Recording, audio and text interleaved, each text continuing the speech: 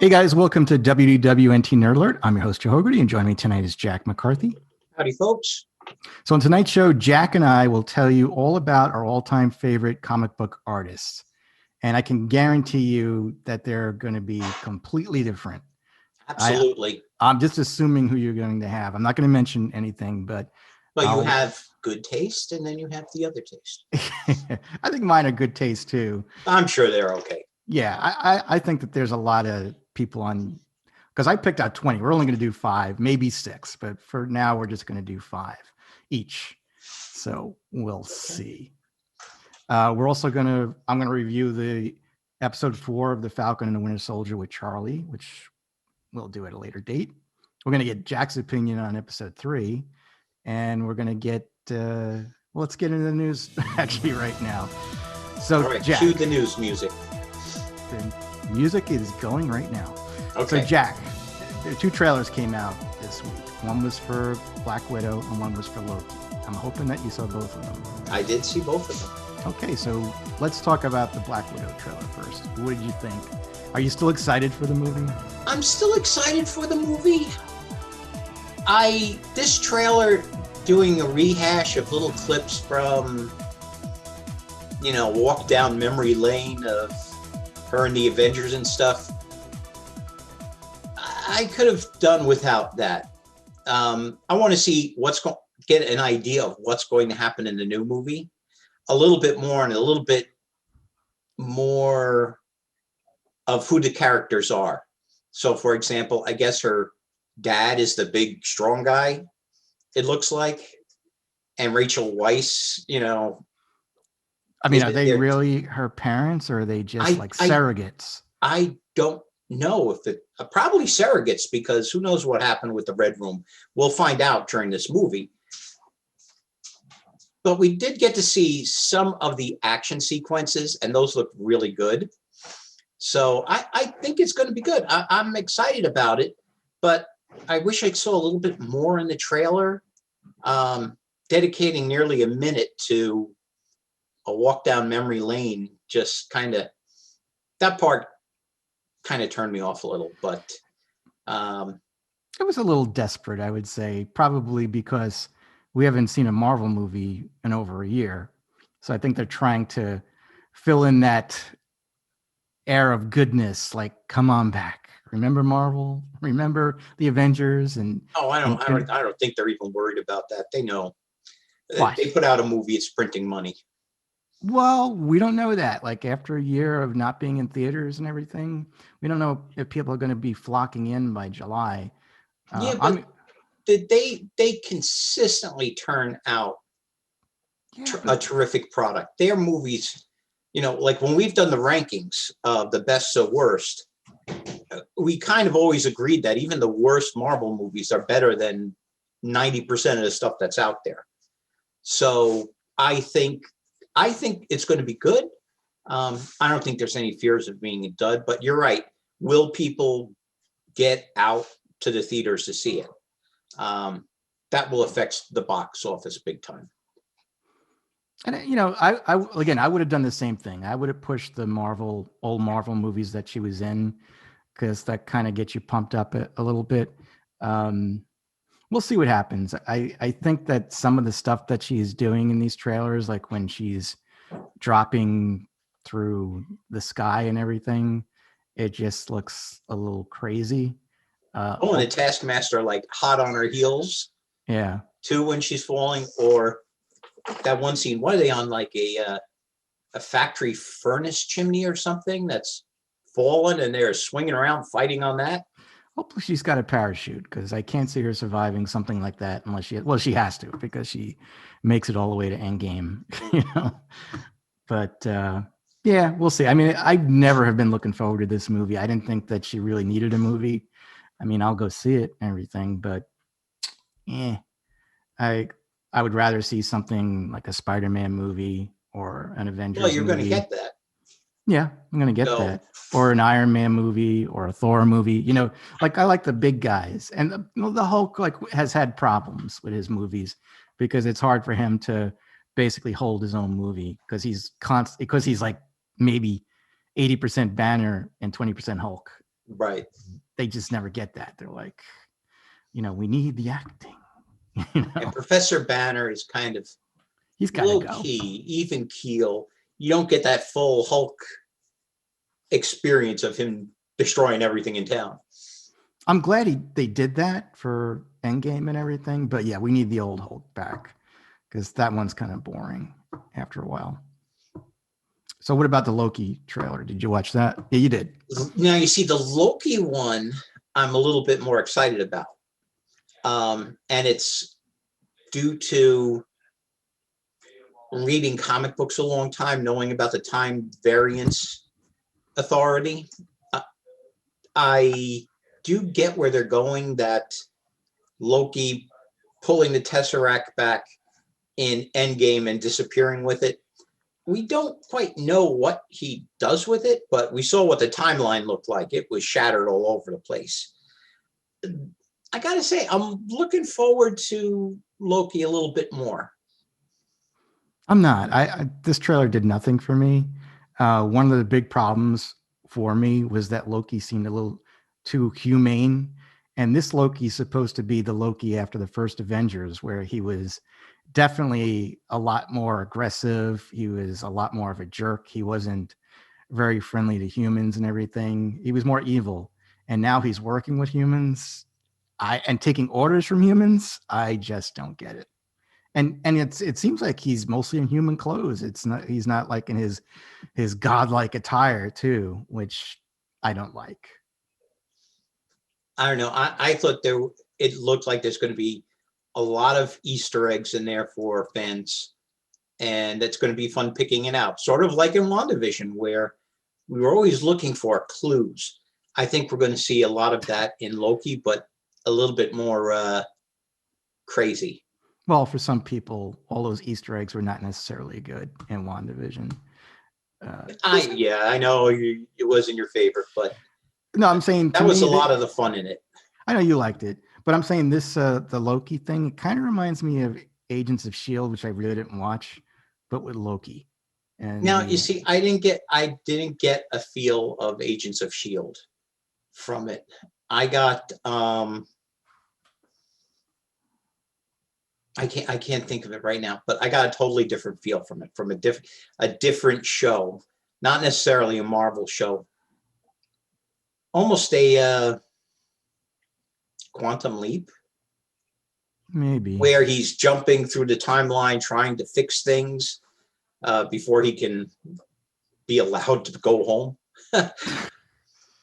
I hope it's not that. We'll see. We will see. We will see. All right. So there's a rumor going around that Sony might want back Tobey Maguire and Sam Raimi to do Spider-Man 4. That's a mistake. Why do you think that's a mistake? I think it's a mistake. I mean, Tobey Maguire now is, he's kind of gone past the age of playing a convincing Peter Parker. You haven't even seen him. When he was playing him as a college student, that was a good fit. It's just, let's face it, he's gotten older, but he's an adult Peter Parker. That should be good. That's my favorite Spider-Man, a seasoned Spider-Man. He's a seasoned Spider-Man, but he's gone past the seasoned Spider-Man. Spider-Man seasoned at 30 is different than a Spider-Man 40 plus. And like Tobey Maguire, but I think that era has gone on past him. Sam Raimi, I think he's going to, let's see how he does with Doctor Strange too. Well, I think that's what Sony's looking at. If he hits a home run with Doctor Strange, they might say, "You want to come back? Here's some moolah over here." I mean, and we'll see how this was it No Way Home. If that brings in Tobey Maguire and the Spider-Verse, it might open it up to where we could go back to the Tobey Maguire Spider-Man. I wouldn't mind seeing it. It's kind of like, I think that they could do it because, let's face it, they only own Spider-Man, but they don't. I mean, I would rather them do a Spider-Man story about Spider-Man than to do something like, Morbius, the living vampire, and a Venom solo movie without Spider-Man. Well, you know what? It's funny. I've gotten to like certain movies more in repeat viewings. I've gotten to like Venom a lot more than. You've seen Venom more than once? I've seen Venom several times because it's on TNT and TBS. And you haven't watched Joker yet? No. Oh, man. But, it's just Joker is a different type of character. But Venom had that sort of weird horror angle to it versus just the psychotic lunatic angle. But that's nothing really like the comics. That's what bothers me about that movie. Well, it would be very hard to do Venom without Spider-Man because he's so tied because Spider-Man because of the symbiote. But they kind of worked around it and it wasn't horrible. I forget. I haven't seen that in a while. I only saw it once. Why does he have spider powers? It doesn't exactly seem like he has spider powers. He has somewhere. He might stick to walls and stuff, but it's because the alien is more of like slime that he can grab things and stick to it. He's much more like a monster than Spider-Man. And I forget. And I'm glad they didn't give him the big white. I was just going to ask you. Spider. I forget. He doesn't have he has nothing on his chest. He doesn't have it, but I mean, the look of the eyes and even the grin looks good. I'm glad they didn't go crazy. One thing I didn't like about Venom for years was they always made the tongue was this crazy thing lashing around. Yeah, I never liked that. That was too much. I thought he was much scarier like he was when he first appeared. How you saw the black eyes in the dark, and then you just saw this toothy grin. I thought he was fangs. It was regular teeth. Yeah, you saw the teeth. And when he appears, it depends who drew him. Bagley did a good job. He'll be on my list because he kind of reined that in. But Eric Larson, yeah, he went crazy. The tongue must have been like 2 feet long, and he was looking for attention, because he had to follow McFarlane, and right. So yeah, I didn't like that at all. He was compensating for something. So anyway, yeah. Venom, I like. In fact, I just had this conversation today with someone about them being very excited about the second movie, second Venom. They're like, oh, it's going to be great to see Carnage. And I'm like, Carnage just is not one of those characters I can get into. He's like a more violent Venom knockoff. And I don't know. I'm not excited for it anyway. Even though Woody Harrelson will be playing, what's his name? Cletus Cassidy. I like Woody Harrelson, but like I said, this is just. I think he'll be good. Has no appeal to me. I like the first Venom. I would like to see Venom go from that into a Spider-Man movie, which we know is eventually coming. That'll be, if Sony decides to break off with Marvel completely, that'll be the first movie they crank out. But what I'm saying is, which leads us back to the Tobey Maguire thing, is why don't we have Tom Holland stay in the MCU and have Tobey Maguire be the Spider-Man that meets the Venom? And, Tobey Maguire could play like a 35-year-old Spider-Man, which I think I would say that's how old Spider-Man was when he met Venom. Or maybe late 20s. I don't know. I would think he would be like 35 would be pushing it. Even so, he's got a young face. And what would be cool is if they just didn't get along, him and Eddie Brock, and the symbiote didn't like him. And at one point, he gets that white spider on his chest, Venom. Yeah, I mean, that would be cool. But like I said, until he meets Spider-Man, there's no reason for the spider logo. Yeah. But that's I'm sorry, but that's how they screwed it up. It's like they should have done a proper Venom story if they're going to also introduce Carnage. Venom is, I guess his biggest problem is that there's so much stuff going on with him that it takes so long to tell that story. And they don't really have the time to tell that story, especially if they want to introduce Carnage right away. Well, Carnage came about because Eddie Brock was escaping from prison, and some of the symbiote scraped off and was on a bar. Yeah. And Cassidy touched it and it got on him and went into his blood system.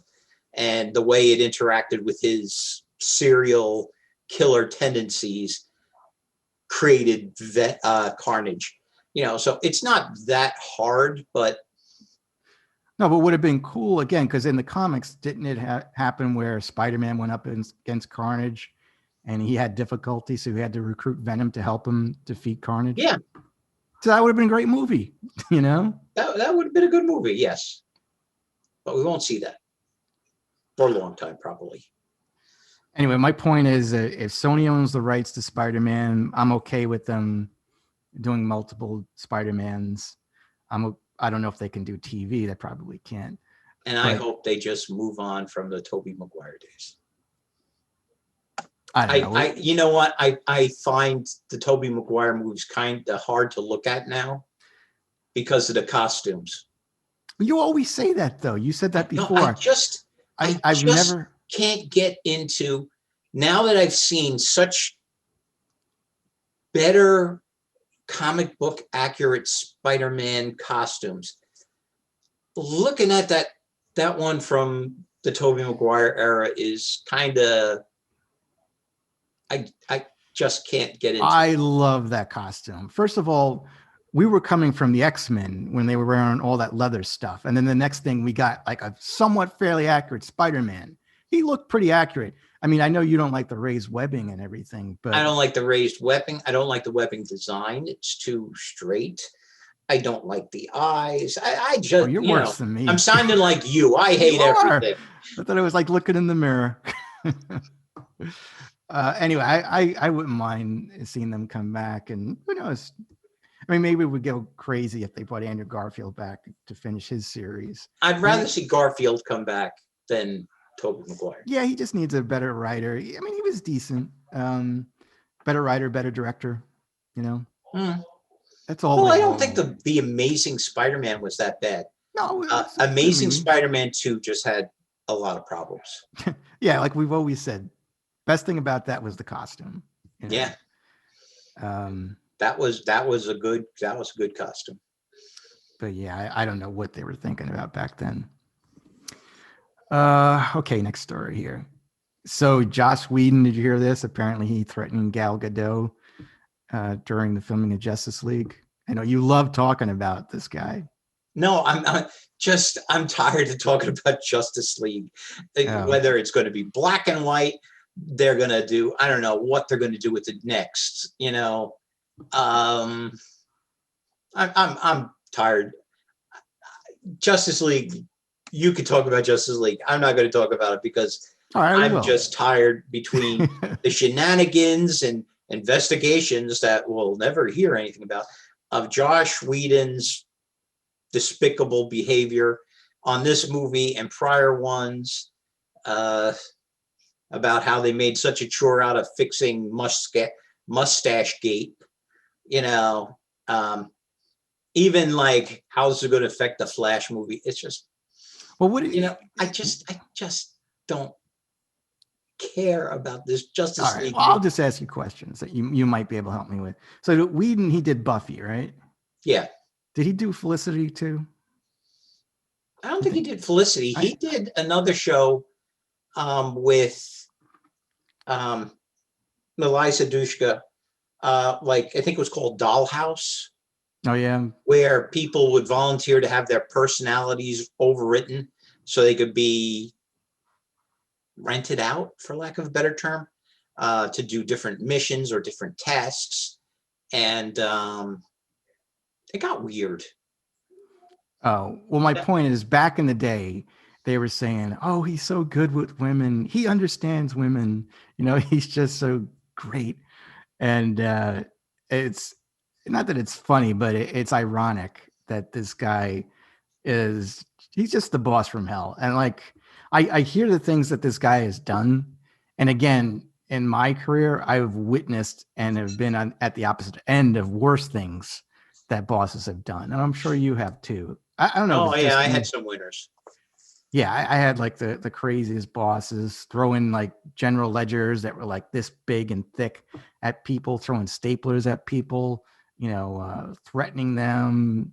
Uh, I was like, my boss, I had jury duty once, and I couldn't get off the jury, and I called up my boss, and he started cursing at me over the phone, and he says, "If you don't get off of that jury, he goes, you're fired." And so I had to meet with the judge, the defense attorney, and the prosecutor. And I told him, that my boss told me I had to get off the jury, else my job is in jeopardy. And that's the type of person he was. I mean, there's a lot of horrible bosses, and Whedon is one of them for sure. But the problem that he had with Gal Gadot apparently is that she felt that his rewrites were, I guess, contrary to what the Wonder Woman movie was doing with the character. I don't know what it was, but maybe she was more aggressive in the Whedon version. I don't know, but she complained about that, and apparently he said, "Well, you basically you do what I tell you, and that's it." So that's the one problem though I have to say with actors, and we've seen Mark Hamill do this too. If you're paid to, play in a movie, portray a character, you have to take direction from a person. And if there's writing, you have to basically accept the writing. Now you could do it quietly or nicely and say, "Look, you know, this is the way my character is in this upcoming movie," or even better, have the director, Patty Jenkins, was that what it was? Jenkins, yeah. Yeah, have them talk to each other, because that happened with Star Wars with J.J. Abrams and Rian Johnson, where they talked together, and he said, "Do you think I can have R2D2 go with Ray? With Ray instead of BB-8 on Act 2?" And he says, "Yeah, sure. You could do that. And I want to change the scar. Is it okay if I change the scar on Kylo Ren?" It's like, "Yeah, sure." So they kind of work together. So I think that Patty Jenkins and Josh Whedon could have worked together, and who knows, maybe she did reach out to him, but I don't know. It's just that I think that sometimes these actors don't realize that, they're getting paid to act, and that's it, not to hear, what they think their character should be or could be and stuff like that. I agree to a certain point. However, there's so many clauses in negotiation that go in with the actors and their agents when they talk to the studios. For example, there's a reason that Will Smith always speaks like Will Smith in a movie, because not only is he playing a character, he's bringing the Will Smith brand with him into a movie that people love. So they don't want him coming in and just not reacting to him as if they do in other movies. So that's why they always have like some sort of like script doctoring that would go in, where Will Smith would never say this. He would say it this way, kind of off the cuff, smart alecky. And they go and they make the changes like that. Now, Gal Gadot is at that point with Wonder Woman. Let's face it, we've talked about it. She is Wonder Woman. And if something is radically wrong, she's probably going to say, because she has brought a lot to the Wonder Woman brand. So it's like the scene that, they made a big deal out of, the Flash running into her and falling down on top of her and him getting embarrassed, that she refused to do. I get it. You know, I'm sure she sees it that, you know, that's going for a cheap joke at her expense. So I could see her objecting to that, or maybe certain developments in it where when Wonder Woman started in the New 52, she was much more the Amazon warrior than the Wonder Woman that we know. She was much more aggressive. She, you know, and they even addressed it in the comic where, you know, she's putting people in the hospital and she's using the sword of Athena, you know, on people. And that's not flying because they're like, okay, well, you know, you've not only acted as a law enforcement officer, but you've also acted as an executioner, you know, and she was, well, I'm an Amazon warrior and this is how we deal with. And it's like, yeah, you're not on the mascara right now. So I could see her pushing back. To her credit, this stuff has been kept quiet until, you know, For sure. the movie has come and gone. Okay, as opposed to Mark Hamill, you know, putting out the public outcry of, I don't like what he's doing with Luke Skywalker. This is not, Luke Skywalker would never do this. You know, before the movie even opened, I think, you know, that's not right. But, you know, I think Gal Gadot, she had her issues, and in some cases she won her case. You know, everything's a negotiation. You know, she made her point, she stood firm, you know, and she may have made changes that Whedon didn't like, but you know what? Wonder Woman is not Whedon's brand. It's Gal Gadot's brand. So, you know, she is a lot more protective of it than he is. All right. So I'm going to say a couple of positive and negative things about what you just said. Okay. All right. So the positive thing is You're Gal absolutely Gadot. right. There are no negatives. No, that's in your mind. No, I will say Gal Gadot, she's got a lot of class. Like what she does when she has a problem with somebody or something, she discusses it privately, you know, not like Ray Fisher, what he did. And I know that she had a problem with Brett Ratner because Brett Ratner had produced the Wonder Woman movie and she wanted his name off of the marquee. Because he had all those props. He was, you know, he made Whedon look like Gandhi, you know. Okay. He was pretty bad. And, but she privately discussed it with Warner Brothers and then they worked it out and they got the name off of Wonder Woman.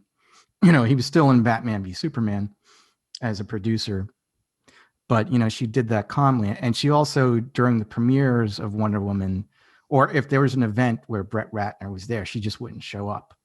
You know, she didn't make any statement or coming out. You know, that was her way. And I think that in a way, what she did also helped her with Warner Brothers, because I think Warner Brothers was probably grateful that she didn't bring out all this, you know, stuff to the press or anything like that. Right. So they worked with her, you know, which was good. But here's my negative. Gal Gadot is no Will Smith. And when I say that, she had very little experience coming into Wonder Woman. Correct. But no, I was just using that as an example of the way some agents, Will Smith's agents, negotiated. Yeah. She may have a clause in there now because this has kind of become the norm where, you know, if she objects to something strong enough, you know, it's talked about, it's debated. It's not, well, I'm the director and I could do be whatever. wrong, but I think, you know, she had just done Batman v Superman, you know, after, you know, that was the only time she had done Wonder Woman. I don't know if Wonder Woman was kind of in pre-production or production. I forget the whole, you know, time period of when these movies came out, but I'm pretty sure Wonder Woman, while they were filming Justice League, I think they started filming Justice League right after Batman v Superman. Pretty sure. Didn't Wonder Woman come out before Justice League? I'm not 100% sure, but I think that part of the problem that I was watching something about Chris Terrio, the writer from that did Justice League and Batman v Superman, and they said that one of the problems that they had was that Wonder Woman really wasn't finished yet before he started writing Justice League, and he didn't know exactly what Patty Jenkins was going to do to the character. So I don't think so. I could be wrong, and I've been wrong before, but I don't think that she had that clout just from playing Wonder Woman and Batman v Superman to start demanding things.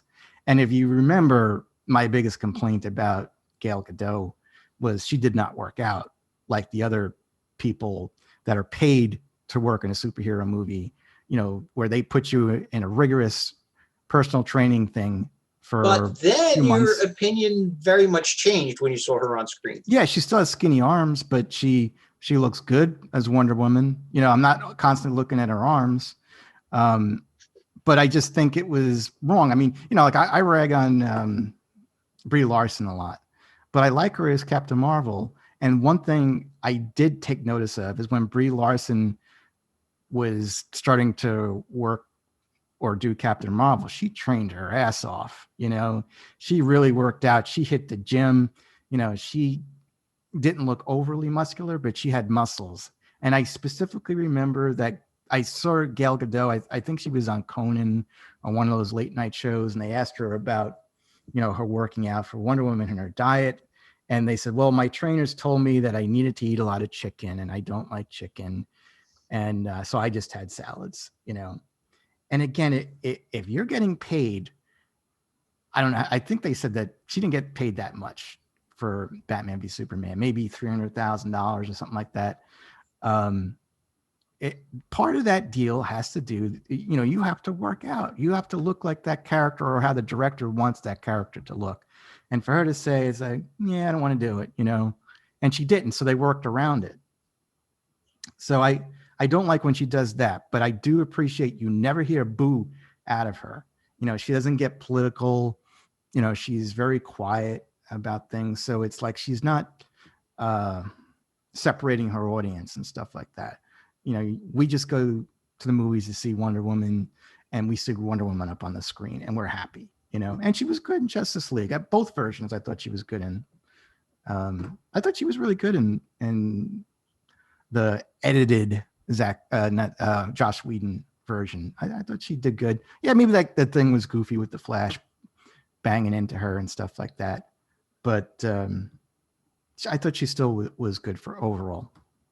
Anyway, so the whole thing that I have to say with it about Whedon, yeah, like I said, he was the boss from hell. He was a jerk.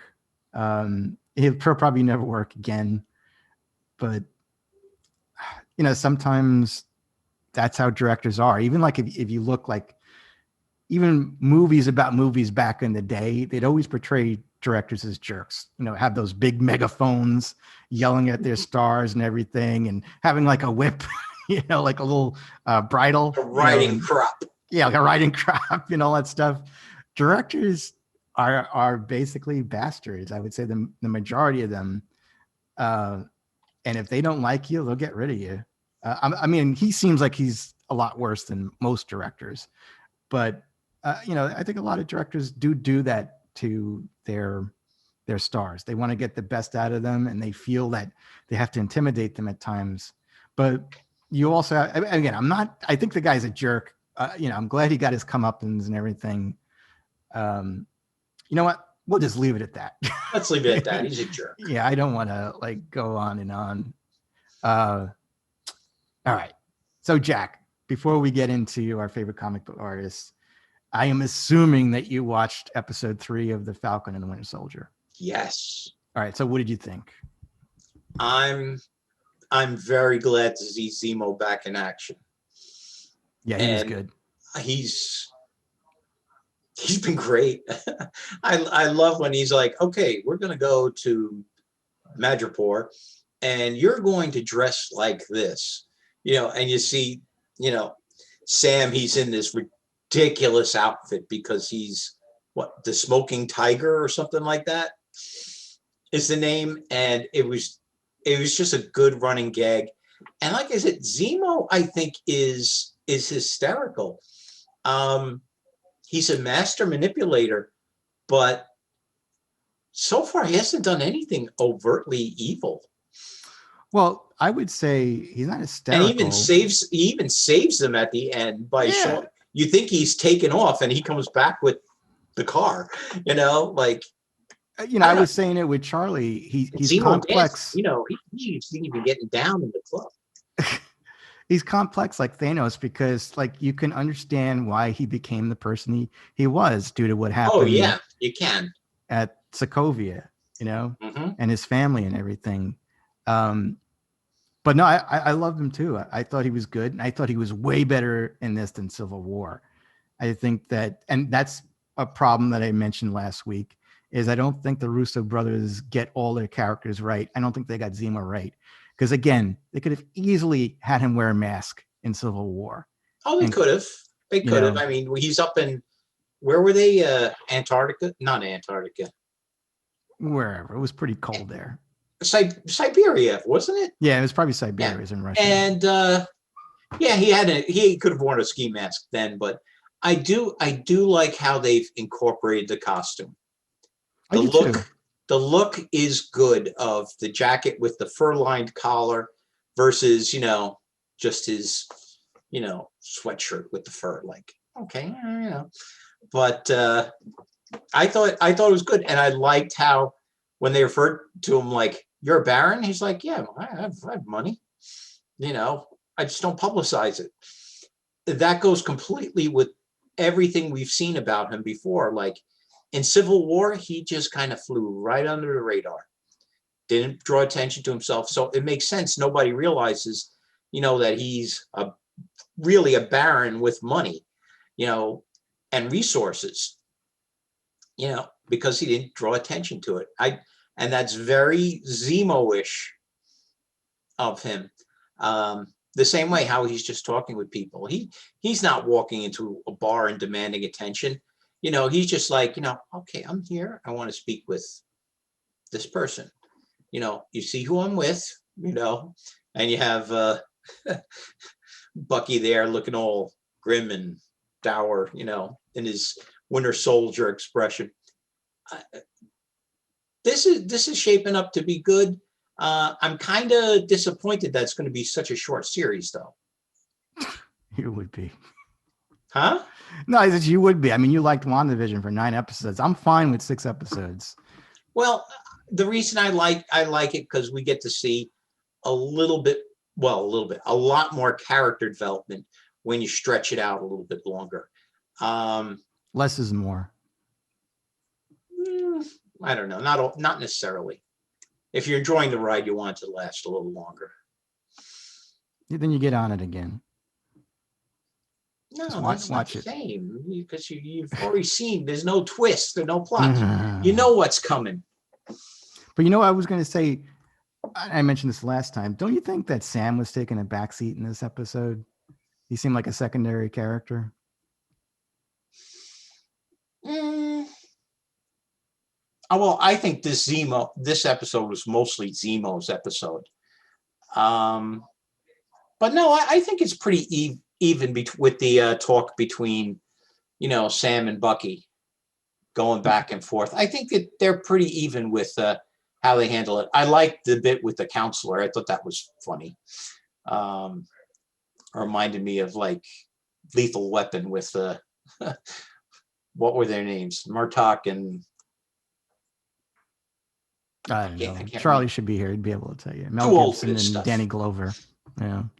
But it reminded me of that kind of dynamic, and it's fun. Like even when Sam is in the back seat and he's like, "You gonna move the seat back?" and he's like, "Nope." Yeah, that was good. It just, like I said, I'm enjoying it. I wish it was going to go a little bit longer. Now, I said I didn't like Sharon Carter in this. I thought she was overpowered. Overpowered? I didn't think. She looked like she could kick Batman's ass. I mean, with the stuff that she was doing. She's a trained SHIELD agent. The same way that Ming-Na was on Agents of SHIELD, which you didn't watch. But she's a fully trained. And do you seriously think? Do you think that the government would have just they wouldn't have pardoned her after what happened at the end of Endgame? I I don't think so. Because what was her? She really didn't have much to do in Endgame. No, but she was responsible for basically the Winter Soldier and Captain America, and a lot of those guys being able to escape and survive in Civil War. Yeah, but I don't think they let her off the hook for that. She's right to be in Madripoor, where there's no extradition treaties, because it's just a corrupt cesspool anyway. I don't know. I think that they would have cut her some slack. It's like, well, you're part, or Shield would have kind of cut her some slack. It's like, yeah, because Nick Fury is just so cuddly. Yeah, but it's Sharon Carter. It's like, I don't know, but I hope she's not in it anymore. I'm sure she will be, but I think three's company, four is a crowd. Well, I think they also really, by having Cap still be so hung up on Peggy Carter. Yeah, which is ridiculous. That, that just totally removed Sharon from the whole flow of the story. Sharon Carter kicks butt in the comic. She's good. I would have liked. That's one thing I didn't know, so I'm glad you said that. Yeah, I mean, like I said, that's who Cap ends up with. But it didn't go that way in the MCU, and Sharon Carter kind of got put to the side, and she's really a side character. She's not even a supporting. She's really just a side character. Oh, I didn't realize that. So he ends up with Sharon Carter in the comics? That's who he's with. He's been with Sharon Carter for years in the comics. Didn't he hook up a Not Black married, Widow? But, that's his, main gal. No, I'm saying, didn't he hook up a Black Widow at some point? Not ongoing. Not with the Black Widow. I was thinking of that new. But then again, comic books, I may have missed an issue. Like they had, a big story between, Wanda and Hawkeye. No, I watched that animated. Or like one issue. That animated New Avengers about the kids of the superheroes. And I think Cap and Black Widow had a son together. No, that's an Elseworld. That's an Elseworlds story, if nothing else. So Charlie's big thing, and I think he's wrong. He thinks that Chris Evans is going to make an appearance and he's going to settle, because he's like, where's Cap? And I'm like, it's probably hiding like he's been doing for 40 years. I don't think he's going to make an appearance. I mean, if he does, he's old Cap. I mean, yeah. What's the ooh-ah moment, Let's face it, if we see Chris Evans show up, we want to see him in the costume. We want to see him, posing heroically, not an old guy in the crowd that says, well, I told him he might have. Sam, that'll do. I told him he might have slipped in the bathtub and he might not be around anymore. It's possible. He could be dead. Takes place 6 months after Endgame. Oh, God. Yes, that would be your heroic ending of Captain America. He slipped in the tub. Well, he's aged. Sharon's not there to catch him. Didn't have life alert. He probably wouldn't get life alert knowing him. Okay, let's go on. All right. All right, let's get in our main topic now. Oh, actually, let me do the intro. All right, so now Jack's just done his little review of episode 3. Now, Charlie Hunter and I will do our review of episode 4 of the Falcon and the Winter Soldier. So we're now joined by podcaster and friend of the show, Charlie Hunter of Rusted Junk. Welcome, Hello, Charlie. everyone. Hello, everyone. Hello, Charlie. So, okay, let's get into it. So what do you think, Charlie, of the latest episode called The Whole World is Watching, and what would you rate it out of 10? Straight into it then, Joe. All right. 4 out of 10. 3 possibly, but let's be charitable. There's a good fight scene in it, so let's give it a 4. But what a step backwards from last week. It was just it's just a mess. This episode. I told you, I said to you last week, This is going to go the way of Star Trek. One good, one bad, one good, one bad. And here we go. This is exactly like episode 2, except it takes all the things that were wrong with episode 2 and just exacerbates them, just makes them bigger. So there's a lot of things to discuss, I think, from my side, but I'm dying to know your score. I have a feeling it's very similar. Yeah, I would give it 5 out of 5 or 6. This was the first one that I felt let me down a little bit. It's just it's weird, and again, we'll get into it in the discussion, but I think it was the weakest one so far. I guess we'll jump right into the discussion. So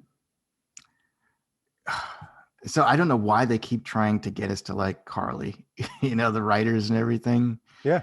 Because she should be taken out, plain and simple. Absolutely. And that Sam keeps pacifying her after she threatens to kill his family, especially his nephews. What is he, out of his mind? I mean, I know it's fiction, but it's starting to piss me off. Yeah.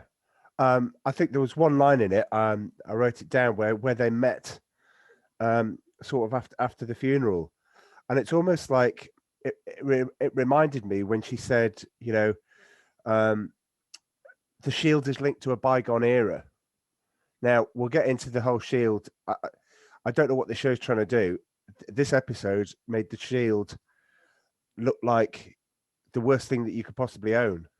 The Shield is the target and what it stands for and everything else. And that's why I really thought this episode took a step backwards. When she said, it reminds me, they're called the Flag Smashers. It reminds me of, people that are trying to pull down statues over here. So we had a problem towards the end of last summer with people actually pulling down statues and chucking them in the river. People that they didn't like, people that they saw had a particular, they had a particular issue with them. Whether or not that issue was right, that's for another time. But it seemed to me that they want to I get that they want to destroy this whole, piece of society, and bring it all down, and everything's bad and corporations and all this sort of thing. But I can't understand why Sam would give them, as you said, any time of day. Yeah, I just don't get it. To me, if this episode proves anything, Sam should not be Captain America. He's too soft. I mean, that he would just be like, it's like, oh, so you're going to kill my family now? She goes, come on, Sam. Do you really think I'd kill your family? It's like, well, yeah, I do. If she knows where they are, if that's the way to get him to a meeting, that was just insane. That was crazy. Yeah. And then he's just so soft. He's constantly trying to be the peacemaker when you just can't do that in a situation like that. And it just annoys me. Even with Zemo, like when the Dara Milaje showed up and they wanted Zemo, it's like, well, just give it to him. If that's the case, why are you protecting this guy, who's a known terrorist, who's killed people? And I like Zemo, but yeah, you know what? Maybe his usefulness is done. So you guys have to fight to protect him. It just, like, some of the writing just doesn't make any sense. I think that this whole, and I'm probably mispronouncing their name, the Dora Milaje, they're not needed. And I think this is another situation where they're throwing the kitchen sink at us.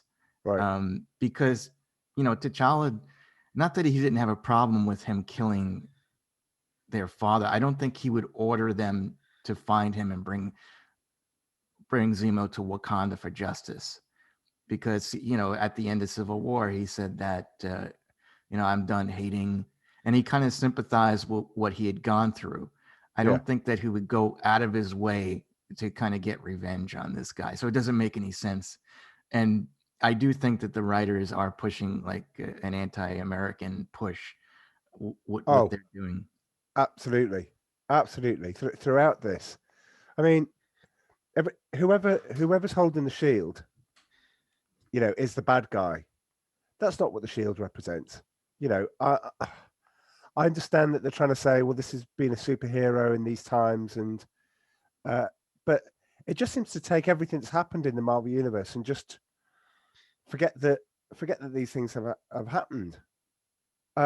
some of the other points, they're trying to make this, they call the ginger haired girl, I keep forgetting her name. I'm Carly. dreadful. Carly.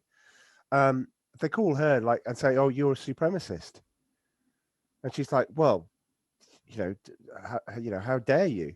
It was almost like one man's terrorist, one man's freedom fighter. It's that sort of distinction on it, but the writers just don't seem to know what to do. They've got all of this great stuff in front of them, and yet don't seem to know what to do with it.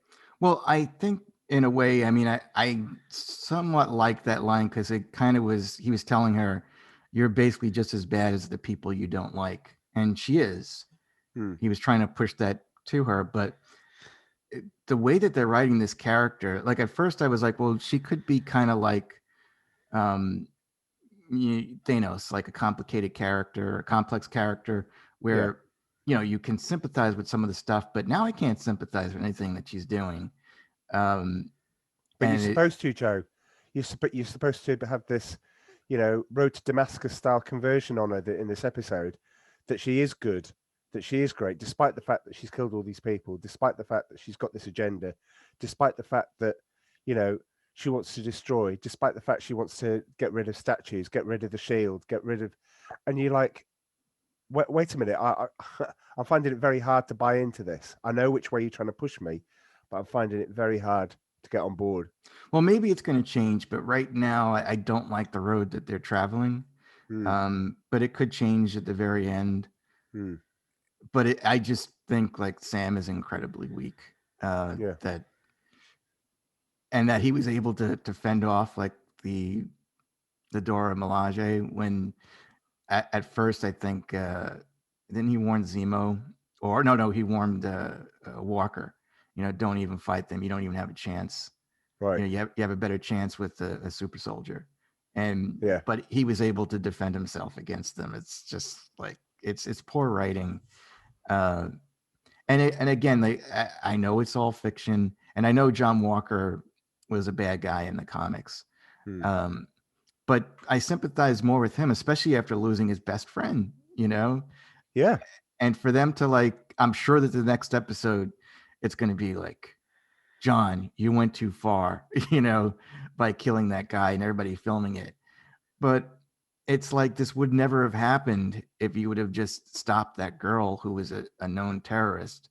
Yes. And just took her out. I mean, that's what sometimes you have to do that. It's kind of like that whole thing with the Joker. Like Batman always lets the Joker go. He never kills him.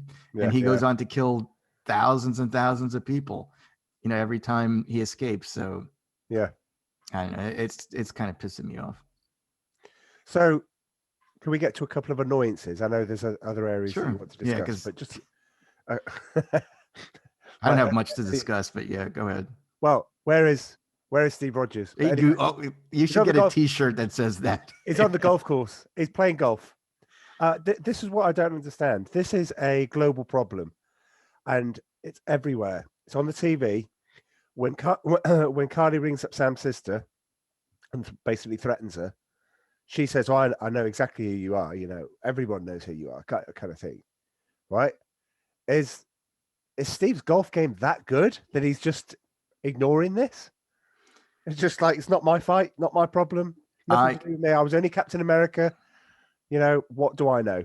I'm like, get in the game. Get in the game. Well, I told you, I don't think he's going to show up. I mean, I could be wrong. I think you're right. Yeah. No, that's his whole thing. And it ruins his character. His character to me was ruined at the end of Endgame. Because like I said, I just think that what he did was selfish, that he still had more to do for the country. And that was what his character was all about in Captain America, the First Avenger, is that he wanted to fight for his country. Yeah. And what? You give it all up because of some girl that you met for basically a few hours, with this like fake fantasy that you actually had a relationship. You kissed once, which was like getting a kiss from your mother, when he was leaving. And it's like, come on, dude. Maybe he wasn't, again, it's fiction, but maybe he wasn't the best example of who they should have chosen if he gets that distracted by one person. it just that I never got. Absolutely, but there's a history, Joe. There's a history. You and I have discussed many times. Between the end of, and I'm going to bring it up, between the end of Force Awakens and the end of Last Jedi is, I think, by accounts, 4 days from the start of Force Awakens to the end of Last Jedi, because pretty much they pick up from where it is. 4 Yeah. days. In 4 days, all of these people will do anything for each other, and they all know each other. They'll pledge their loyalty. They'll give up their life for the cause and all this sort of stuff. And I'm like, 4 days. It's just like this escalation of. So when I hear you talk about Steve Rogers giving up all of this for somebody he's only known a few hours, it's par for the course, Joe. I guess so. It's like, again, I think it's just poor writing, and I'm not gonna keep banging on it, but yeah, to me that's something Captain America would never do. Yeah. Like what they did with the Dark Knight, where after Rachel dies, Bruce gives up being Batman for 8 years. That's something he would never have done. No. He wasn't in a relationship with her either, but in his mind, they were. They never slept together, they never dated or anything. But it's like, well, she's dead. She was the love of my life. That's it. I'm no longer Batman. It's just, I hate when they do that crap. It just makes zero sense. Minor annoyance number 2. It's pretty easy to find where funerals are. They're going around asking where all these, this funeral's happening. If in doubt, follow all the people that are dressed in black, because they'll all be going to a particular event. But were they all dressed in black? They were, yeah. I didn't notice. Yeah, and you kind of like, oh, okay. They went through a long, a long thing to get that piece of information, when in the end they probably could have just found it themselves. But again, I'm adding 2 points on for Zemo, because again, his dialogue, love him. I love the character. Without him, I might not watch 5, but then I wouldn't be on the I wouldn't be on the podcast next week, which is well, you can always come on. You can just say, come on and go. No, I could just come on and go, well, tell me what happened, Joe. Would I have been annoyed, and what score would I have given it? There you go. Just leave it at that. Again, I don't think it's as, I don't agree with you. I don't think it's that bad. I think that there's some good to it. Right. But it's just, it's the whole thing, like with the prequels for Star Wars. We had a different, story in our minds that we had made up for years, what we thought was going to happen. Yeah. And then sometimes when the writers disappoint you, it kind of lets you down. Like, it's like, why wasn't it this way? I just don't know who these writers are too. Like, that, are they just like, are they Marvel writers, or are they just writers that just got out of school and are like, well, this is what I want to preach, to the audience and stuff like that. And they write lines like, we're not refugees, we're displaced people.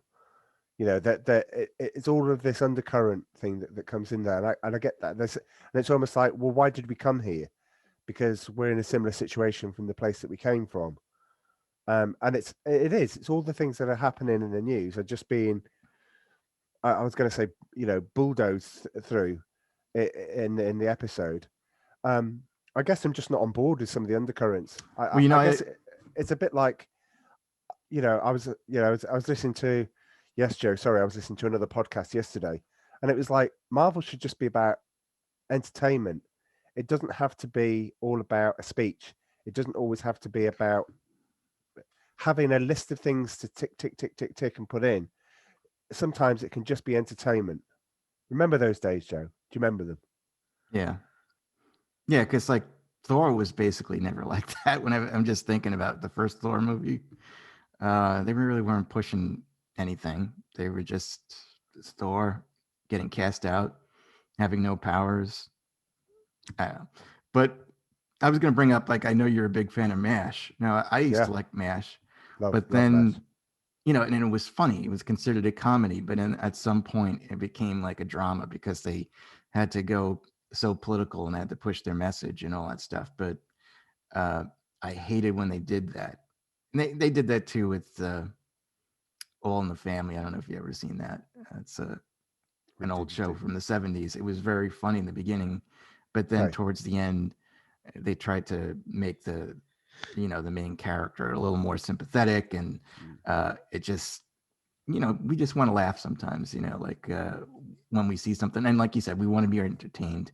Yeah. We don't need to be preached at constantly, because again, this country, it's about differing views of things. Not everybody's right all the time, not everybody's wrong all the time, but it's best if we're able to share those views and try to work things out.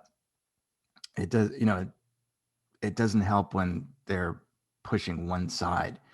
And it might seem that way in a way where maybe, well, Sam's like, well, I'm trying to see why Carly is behaving the way she is. I think it's enough. It's like you got to stop, and you can't blame John Walker for killing that guy. He's definitely enraged. He seemed like a good character in the beginning. He seemed very loyal, and like they said, he had 3 calls of duty. I think he got the Medal of Honor and stuff like that. He was a real soldier. He loved his country and all that. But again, I think that they're trying to somehow paint that as a bad thing, that you should be more on resisting your country. Yeah. And I don't like that. That's just, they don't have to do that. A Captain America story should not be about that, Yeah. It should be about uniting people, or finding one group to be against, a real enemy, not like, well, they're bad but they have good intentions sort of enemy. Yeah, absolutely. But then didn't Thanos think he had good intentions?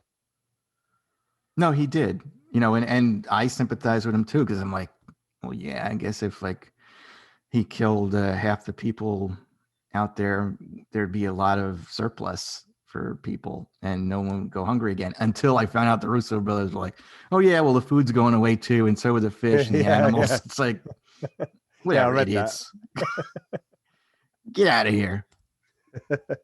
Anyway, I got nothing. I honestly have nothing else to say unless you got other things that you want to say.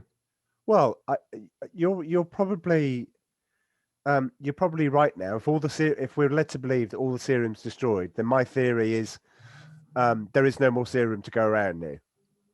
So I would have licked Zemo's shoe. Yeah, absolutely. And see the way that Zemo plays with the mind. He's now turning into, like, sorry for the Shakespearean reference, but he's turning into Iago in Othello. The person that's whispering things in the background, the person that's trying to change people's minds. He hasn't got the tools to do it anymore. He hasn't got the tools, the sophistication, all the things that he's got, but he's still Zemo, and he's still got the ability to try and warp people and try and change him to the way he thinks. And that's why I think he's the best. By far, he's the best character in this for me. Well, and I know there are more complex stories going on with different people, but you know what? Sometimes I just want it like black and white. I just want my villain to be a villain. And I agree with you there. You're right with that. But as far as the super soldier serum, I don't get why he just doesn't take it. He should take it. If I had the chance to take it, I would definitely take it. Sam's like, nah, I'd never do it. It's like, yeah, whatever. I think most people would take it. It made you stronger, made you have like expanded life, like that you would barely have any sickness or anything like that. Yeah, why not? Doesn't stop you getting old. Yeah, well, slightly. Like Steve's eventually going to die, and he could still slip on a bar of soap. That's probably what happened to him. So I'll get the T-shirt that says, "Where's Steve Rogers?" for next week then, and you get the Captain America. Steve Rogers will be killed by slipping in the shower on a bar of soap. I'll get the T-shirt that says, "He's dead, Charlie." Right. So I've lost my bet on the fact that Sam's going to take the serum, because there is no more serum. Your hypothesis from last week is probably correct, that he's going to go, I don't need the serum to make me super. In fact, there's the line. That. Well, yeah, but I don't. I know he kind of said that, but it's kind of like he's going to see the effects of all this serum and is going to go, do you know what? I've never needed it. I said that I don't need it, and I definitely never need it now in the future. And you're kind of like, ugh. But anyway, he got his Falcon suit out, so Yeah, that was cool. I was glad to see that. yeah, very fleeting, very limited, but yeah, okay, it was there. I'm sure I had something. Yeah, I think the bit I like about John Walker, and probably the actor, it's what's his name? Chuck? Is it Chuck Russell or is it? It's Kurt Russell and Goldie Hawn's. Is it? Son. I didn't know that. Yeah. He plays the person that's going through all this expectation. He can't seem to do what he can do. He hasn't got superpowers, or didn't have. I do like his story. I do like the story that he's going on. But yeah, let's see what happens next week. But as I say, a step backwards again. But if my Star Trek theory is correct, next week's episode is going to be amazing. Hopefully. I mean, I think we're going to see someone show up like it happened on WandaVision. Right. I mean, who's the power broker? I mean, I'm assuming it's got to be someone that we've seen before. Right. But I don't know. Was the guy that's storing all the artifacts that had one of the power stones? Benicio del Toro, the collector. No, he wouldn't be on Earth. Right. Okay. I don't think so anyway. Right. But you never know. I mean, I'm not even thinking about it for now. It's like, yeah, this episode kind of disappointed me a little bit. Right. And I kind of was zoning out because it was like they were going back and forth. It's like, all right. A lot of exposition. Yeah. Yeah. Yeah. It's like, well, if you think this way, maybe you should think this way, and I just went, at some point. Hopefully, like you said, we'll have a better episode next week. Watch the Mighty Ducks series, Is it good? I haven't watched it yet. Oh, but just watch it because it's bound to be good. I don't know about that. Oh, no, wait a minute. Sorry. It's Disney Plus. Yeah. All right, okay. Well, I'll go and watch it now anyway. All right. I'll watch it now. But thank you. Thank you for having me on. Thank you for being on, Charlie. So we now return you to our regularly I'm getting so bad. We now return you to our regularly scheduled programming. All right, let's get into the main topic, and that is our favorite comic book artists. So Jack, you go first. Okay, now everybody would probably know who my favorites are in current artists and legends of the past. Do you want me to do which one? You can choose all-time favorites. Well, we'll do 5 each. Okay, my all-time favorite is Jack Kirby.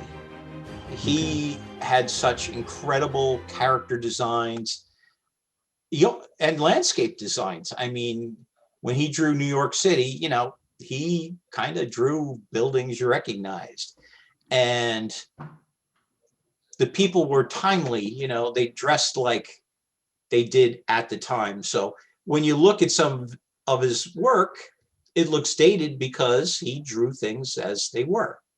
And that's a lot of artists too. Like even Byrne looks kind of dated now when you look at his stuff. I still think it's great, but it does kind of look dated. So, but Kirby, I mean,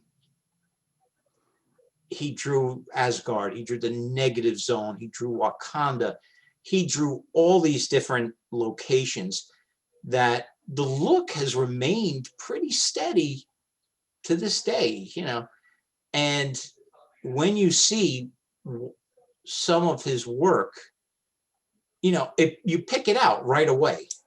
It's not like, oh, that could be, it could be you see Kirby stuff, it's from Kirby, that it was from the 60s, the way he drew Odin with these big crazy horns and, shining, gleaming armor, versus here's Reed Richards working on this really wacky invention. That was Kirby. He set the mold and he set the pace for Marvel all through the years. And you still see bits of it. I mean, look at Thor Ragnarok. When they were on the Game Master's planet, the walls, the whole decor was right out of Kirby's book. So it's still, his look still lingers in different Marvel projects to this day. So as the all-time great, it goes to Jack King Kirby for me. Who would you say is your favorite superhero character is that he's done? Like it would be the FF. the FF?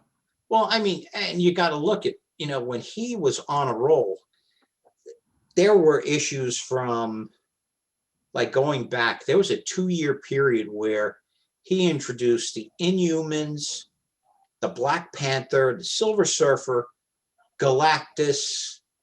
Like he had this run within 2 years of some of these incredible characters got their start in the FF.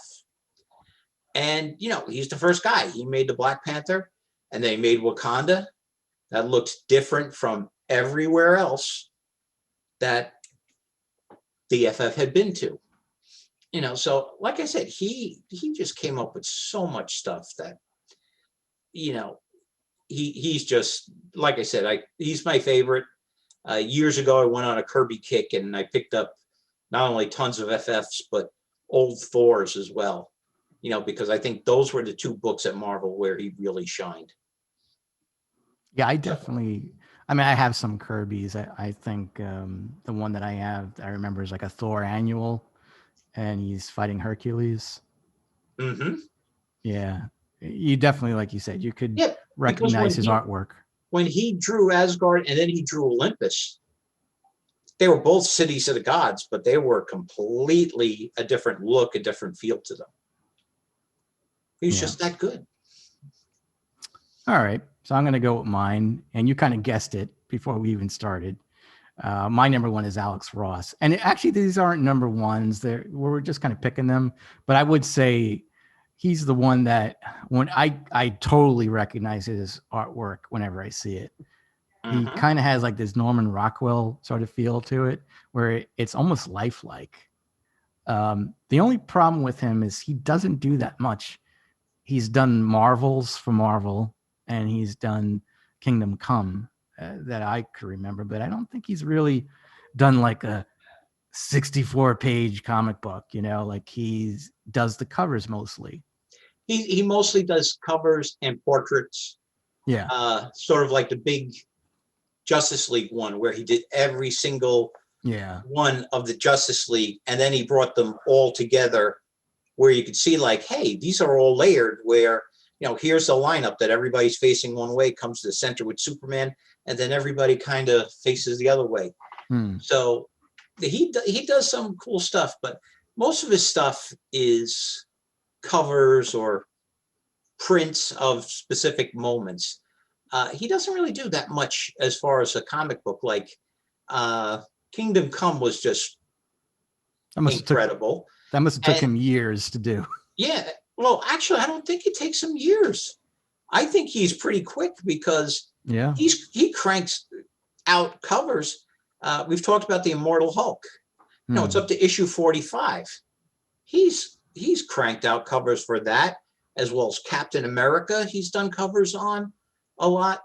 He used to do a lot of covers on Spider-Man as well when it was bi-weekly. So yeah, I remember that. Yeah, he's fast. He does his work fast. He's very good. Yeah, I would definitely, if I have a lot of his stuff, I totally recommend Kingdom Come. If you want to get started with Alex Ross, pick that up. I think it's a good story, and it's all him. His artwork is in there, and it's extra thick. It's a trade phenomenal story. Yeah, it's like whenever you see these crazy lists of the best DC stories of all time, On Marvel, you always see the Infinity Gauntlet. On DC, you always see Kingdom Come. Yeah, it's fantastic. It's I'd love that to see good. a movie. Yeah, it's great. He also did Marvels. I wasn't crazy about that one. You know, he did all of the art for that, but that was like very early Spider-Man. It was very early, like the Human Torch, very early Oh. X-Men. Right. Well, the story on that was it follows the life of a reporter, Yeah, not a Peter Parker reporter, but just an a old guy. reporter, photographer, that all of a sudden all these sort of characters show up in the world in a very short period of time. So it's more of the everyman's look that, you know, he's going about his bit. And meanwhile, you see Spider-Man fighting the Green Goblin outside his office window. You know, like it's that kind of story. And it's a good story too, but it's not like Kingdom Come. Kingdom Come had some incredible superhero battles, a lot more drama. You know, that was much more of a man on the street view. And Spider-Man in this one looked like a guy in a tight suit, you know, much more than you would see in the comics. You know, there's more flair like with other artists. It just looked like somebody that made his own suit and everything. You'd have to check it out, but I would definitely recommend Kingdom Come. There's also a couple of really cool books that shows his artwork. There's Mythology, the DC comic art of Alex Ross, where it's got like him doing Superman, Shazam, Wonder Woman, Batman, you know, all of this, most of the covers that he did for DC and the artwork. And it kind of shows his etchings and how he got into his whole method, how he would like use his wife for a model and some of his friends for a model of Superman. It's pretty cool. I would definitely pick that one up. And then he did one from Marvel called Marvelocity, which is the Marvel comic art of Alex Ross. Same thing. You know, you see Cap and you see Spider-Man, Thor, the Hulk. It's really good.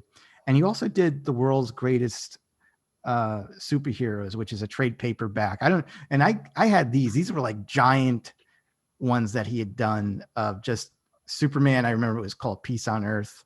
It was like, oh yeah, those theme books. Like everyone had, I think,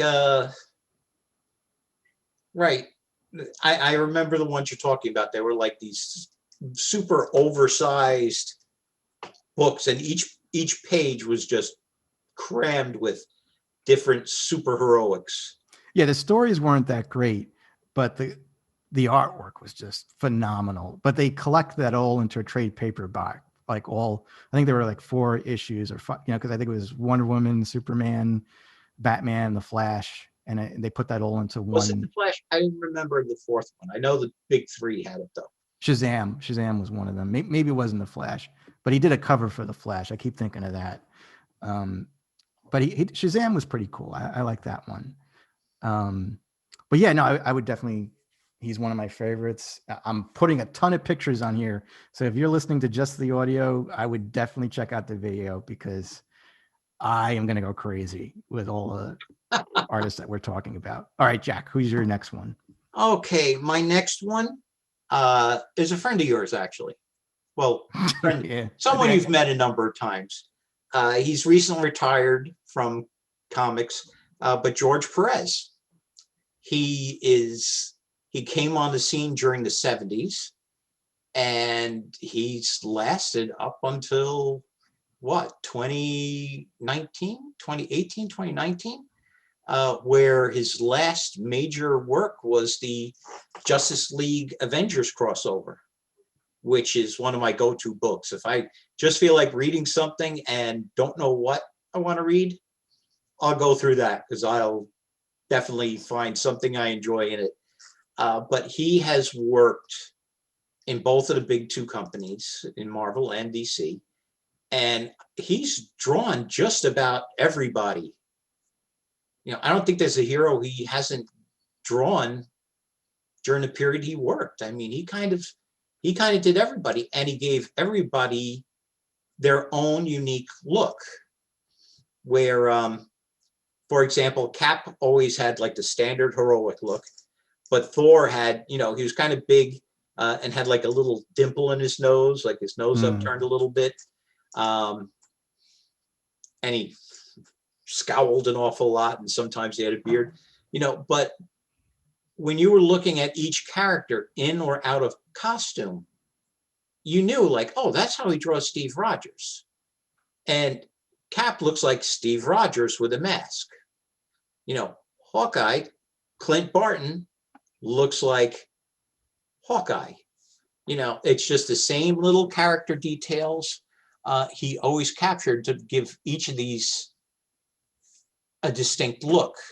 Like even if a book wasn't colored, you would always be able to tell who was Lois Lane, who was Wonder Woman, because each of them had just a very unique look to them. And his level of detail would be incredible. Like if he drew somebody breaking through a wall, he would draw all the little edges on each brick. It was just super detailed. It was incredible. Some of the work he did. And like I said, he's one of those comic book legends, and another one of my favorites. Now, when I think of him, the one issue that comes to mind is Crisis, where Superman is holding a dead Supergirl in his arms. Mm-hmm. I think that's got to be his most famous cover. It's got to be one of, if not the one of the top.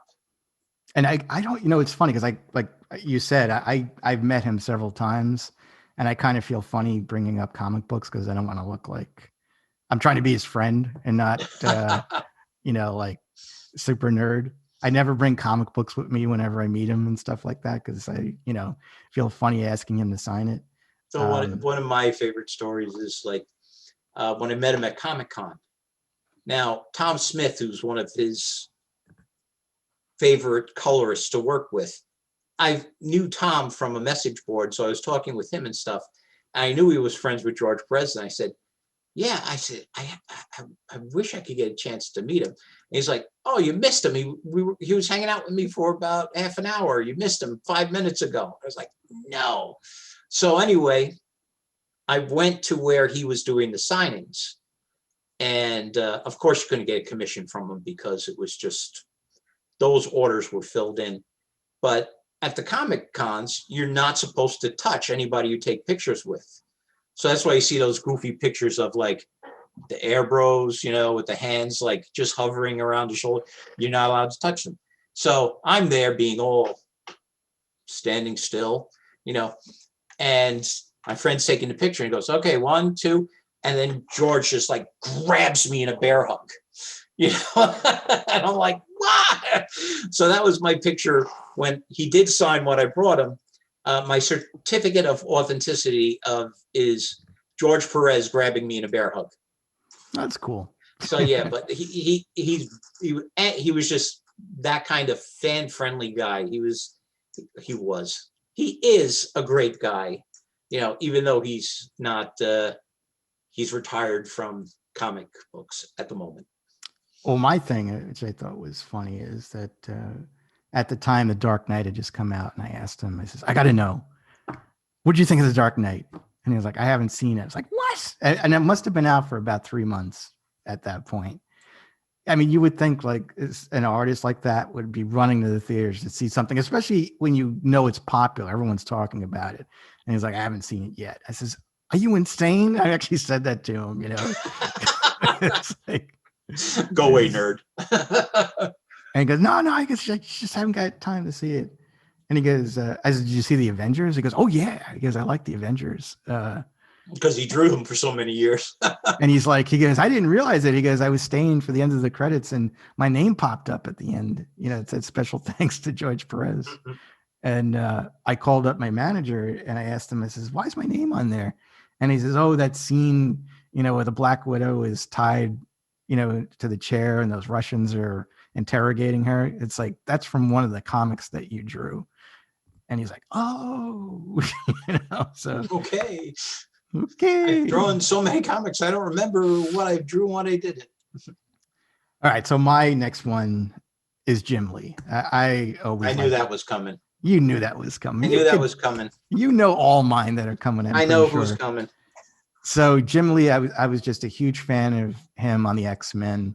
I know he started off, I think, with Alpha Flight, And actually, the Alpha Flight? Punisher, yeah, Alpha Flight. I don't remember him ever doing Alpha He Flight. well again, he had to start somewhere, so he started with Alpha Flight. Yeah, start somewhere. Okay. And he did the Punisher War Journal too, which I think I had a couple issues of him doing War Journal. And, he had a nice style. I mean, it was no Alex Ross, but he just did something that, sometimes art speaks to you, and his art always spoke to me. Like anything that he did, I just picked it up. I didn't care what it was about. I just loved his artwork. And he became famous for the X-Men. And so famous that Marvel gave him his own title, X-Men, because he was on Uncanny X-Men for a few years, and then he got so popular that they gave him X-Men. The infamous #1 with what, 8 different covers? 5 covers, which I have all 5. 6, okay. Maybe there's 6. No, there's I think there's 5, and then one of them collects them all. I'm trying to think if I got Chris Claremont to sign those. I didn't get Jim Lee to sign that. That's pretty cool. Yeah, I met Chris Claremont at Jim Hanley's Universe, actually, in Manhattan. And I got Jim Lee to sign Wildcats #1. Wildcats was a good book. Yeah, but first so X-Men, this X-Men comic that he had done, I think that's still in the Guinness Book of World Records as the largest selling comic book ever. But again, I think a lot of it had to do with the multiple covers, and everybody had to have friggin' 5 covers of that, But I loved his artwork. So he was one of the original founders of Image, and like we had mentioned, Wildcats, he started his own studio there called Wildstorm, and he did Wildcats and Gen 13. And those were actually my favorite titles over there at Image.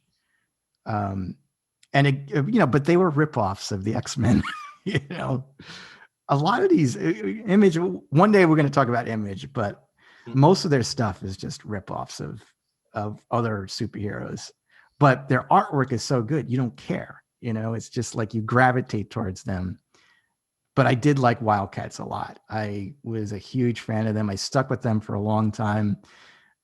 But he eventually stopped. Like once he made enough money, he's like, I don't want to draw anymore. I'll have someone else do Wildcats. And then it started to suffer because it wasn't the same person. And then eventually he went back to Marvel and he did Heroes Reborn. I got to say, one of the more interesting things, though, that he did was, remember when I think it was Wildcats was only like in like the early teen issues? Mm-hmm. He released issue 25. Yeah, I think I remember that. I think I remember something of that. I didn't realize it was him.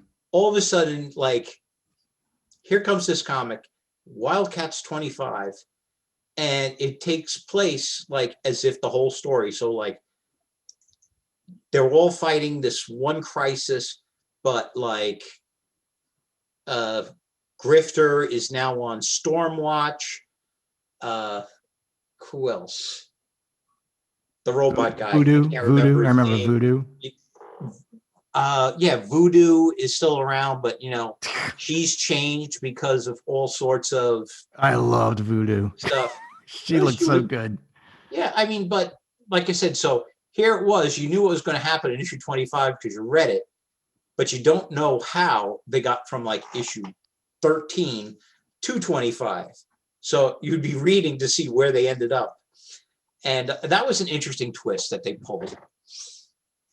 I don't think, I think Jim Lee did 25, but, he left the series shortly after. Mm-hmm. Yeah, that's what always pisses me off with these guys. Like when they went over to Image, they would do like maybe the first 10 to 15 issues, and then all of a sudden they're like, yeah, let somebody else do it. I'll just pay them to do it. It's like, but we followed you over there for your artwork. Right. But yeah, like I was saying, he went back to Marvel. They must have offered him a lot of money, and he did Heroes Reborn. He did the Fantastic Four, and I loved his artwork for the Fantastic Four. Especially they gave Sue Storm a navel ring. I still, you know what, dude? That was such an outcry. They were like, Sue Storm would never have one of those. I have the trade paperback, and I've been looking. I never seen it. And I remember you mentioning it. I have not seen an Image with her with a navel ring. I'll have to track it down. Well, track it down and send it to me because I haven't seen it. But then he eventually went over to DC and he started doing Batman. He did Hush. He did Superman. Was it the World of Tomorrow or something like that, or the Man of Tomorrow, or For Tomorrow? And again, it was just beautiful, like how he drew Superman and how he drew Batman. Woof, just incredible. But then he did the New 52, and I kind of felt that was a big mistake. Like he redesigned a lot of the characters. I hated what he did to Superman with that stupid costume with the priest collar. And the worst thing to happen to him is that they made him the head of DC. And I think that was the biggest mistake. He's an artist. He's not really creative when it comes to writing. Well, I think he went over as chief creative officer before he became, I forget what, did he become like CEO or president? Well, now he is, because they laid off a ton of people and they kept him. And I just think that was a big mistake. They need to give it to someone else that knows what they're doing. He's a great artist, but I don't think he knows what he's doing when it comes to those characters. He was successful so much that eventually, what they call it, the Peter principle, he was so successful, he kept going up the chain. Yeah. But I think he would probably be the best role if he's going up in the upper levels, chief creative officer, because he is a creative and he does incredible stuff. You can create costumes, can't write, you know? Yeah, well. And I think that's the big problem at DC is their writing. I don't think their writing is too bad. It's just their characters have a lot of history. I mean, as much as Marvel trips over its own continuity, DC's characters have been down 2 or 3 times longer, and they get tripped up sometimes. But there's DC books that are pretty good right now. Yeah. I'll say one Jim Lee book that I love, and Taylor recommended it to me, was All-Star Batman and Robin, and Frank Miller wrote it. I love it. Jack would hate it. I'm not sure if you ever have. I have actually tracked it down, and you're right. I hated it. Batman is so brutal in this, and Dick Grayson isn't much better. And that scene where they trashed the Green Lantern, that's pushing it. I was not impressed with All-Star Batman and Robin. I did, because it just Batman reminded me of Clint Eastwood in that one, and I would advise you to pick it up. Jack would not. That's all I could say. All right, here's your next one, Jack. Okay, the next guy I'm going to go more recently. I'm going to go with Mark Bagley.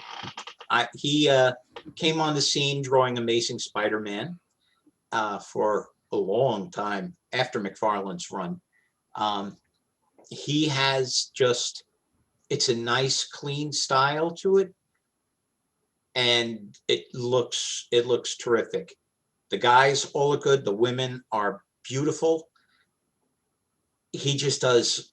He's a terrific artist. And then he, I think, holds the title of the longest continuous artist on a series. That him and Bendis, when they did Ultimate Spider-Man, they held the records for doing every issue consistently, never having a fill-in. There were times on Amazing Spider-Man that went bi-weekly, and where other guys are lucky if they can keep a monthly schedule. Here's Bagley is doing a bi-weekly book and another book as well on a monthly basis and keeping on schedule.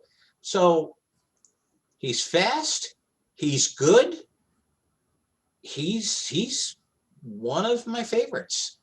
And I wish, I've been trying to track down some Bagley artwork, but I haven't got any at a good price that I could afford, because it's just all gone up. I mean, didn't you buy it back in the day? No, I mean, like when you go on eBay, you see like you can get a original artwork page. Oh, okay. Comic. Okay. Oh, yeah, I'm not talking about the comic books. I'm talking the original artwork. And it is hundreds, if not 1,000 plus. So, I mean, it's an investment just to get a piece of his artwork. And there really aren't many sketches that he does floating around. I guess if people are lucky enough to have him do a sketch, they hold on to it. So he's one of my favorites. I mean, I love the work. All the Spider-Man work has been terrific. The Thunderbolts he did, another favorite series of mine. But he's done a story arc for the FF. He's done team up books where, he gets to draw a different line of characters. He's terrific. And he even did a little stint at DC where I was going to ask you that. Yeah, he did. I think it was Trinity, where it was just a series that focused on Superman, Batman, and Wonder Woman and their relationship together, like, how they interact, how they're friends, how they're not friends, when they've had tension between them. And it really was a character study on how those three interact. And it looked beautiful. He draws a phenomenal Batman. It's really great, Joe. If you can get a picture of that. I'm getting a picture of that. It's right there right now. Superman looks good. Wonder Woman looks beautiful, but his Batman really looks cool. So he's another guy. He's done it all, and he's terrific. So that's my other pick. I wasn't a huge fan of him on Amazing when he first started. But when he did Ultimate, it to me, it seemed like he changed, I don't know if it was his inker or. I think a lot of it was inker, because when the Ultimate book started, that's when I think they started going to a lot more of that digital coloring. Mm-hmm. As you could tell, I mean, looking at the stuff, he's still doing the, 16 color palette that comics used to be done in. And once they went to digital with the Ultimate universe, I mean, that's really when the artwork went phenomenal. Yeah, blew me away. And Ultimate Spider-Man is one of those books that holds up very well. If you read it now, it could have hit the stands now. It just looks that good. The clothes are modern, but they're not too time period placed. Like in the 70s, Johnny Storm would be walking around with like a leather vest with fringes on it and stuff. You don't see that in Bakley's work unless he's making fun of it, So his stuff has aged very well. So, like I said, check it out. Yeah, I normally don't go back to retellings of superheroes. I'm not a huge fan of that, but that just worked for me. Bendis and him did a fantastic job on that series. Definitely check that out. That's available on trade paperback through Amazon, I guess, if you want. Mixology, yeah. All right, so next one for me, Todd McFarlane. Of course. You knew that was coming too. I knew that was coming. Oh man, I fell in love with Todd McFarlane when he did Spider-Man, and like you, I started to pick up his older issues, and he started to get popular, and they started going up and up in value. They were harder to get. We got a ton of them over in England for pretty cheap, and I was so happy about that. Now, he's kind of like, he's not for everybody, but he does a fantastic Spider-Man. Holy crap. I just think that he makes him move all weird and stuff, And he puts so much detail into the webs. It's like he's never like standing still. He always has these weird contortionist moves. Like when he swings, he just doesn't swing like Tarzan. He's got this weird, like one leg's up here, the other one's behind his back. McFarlane really drew Spider-Man in some funky positions. The humans were a little iffy, I would say. But Spider-Man in the mask and what he did to the eyes, he just kind of like redefined the look of Spider-Man, or he brought it up to another level for me. I was such a huge fan. But he started out in DC. He did Batman. He did year 2 for them. He did the Hulk with Peter David.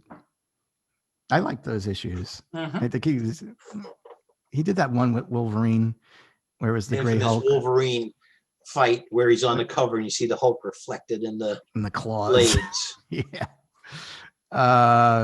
Then he went on to do Amazing Spider-Man with David Michelini. Is that his name? David Michelin. And that was always a great series. You know, he was somewhat responsible for Venom, I would say, right? He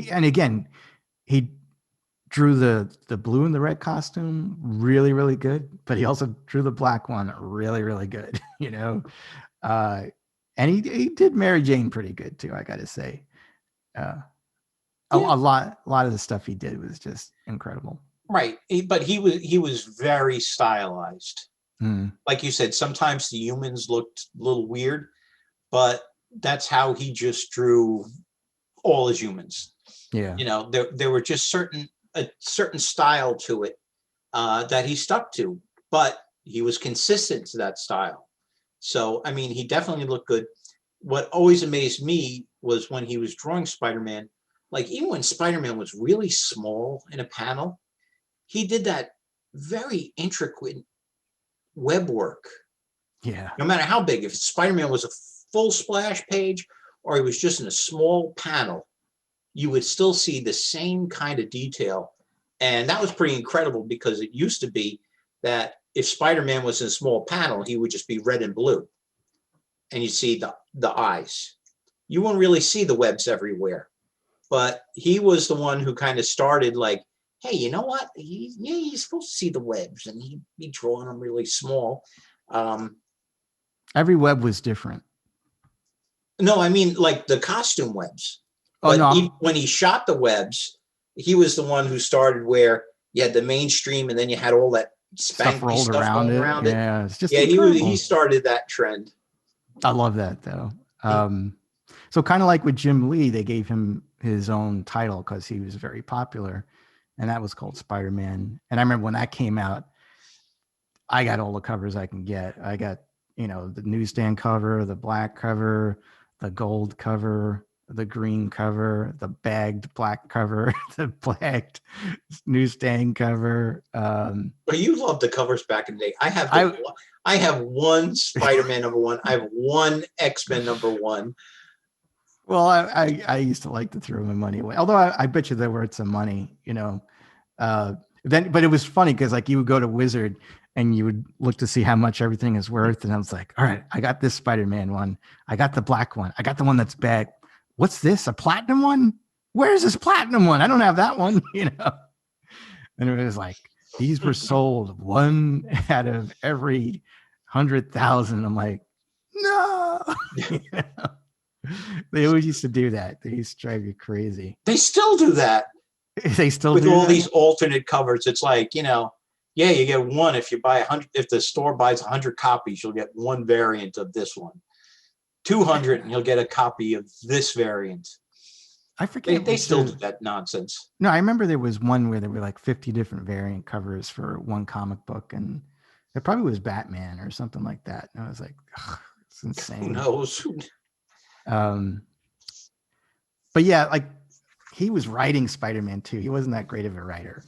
You know, he kind of got a big head, the guy, but you got to give him credit because he always stood by what he believed and he didn't want to work for anybody. So he also, when he started Image too, and he was the only one that stuck to his guns because everybody else after a while, Liefeld, Silvestri, Jim Lee, all of them eventually went either back to Marvel or DC, like on their knees or something like that.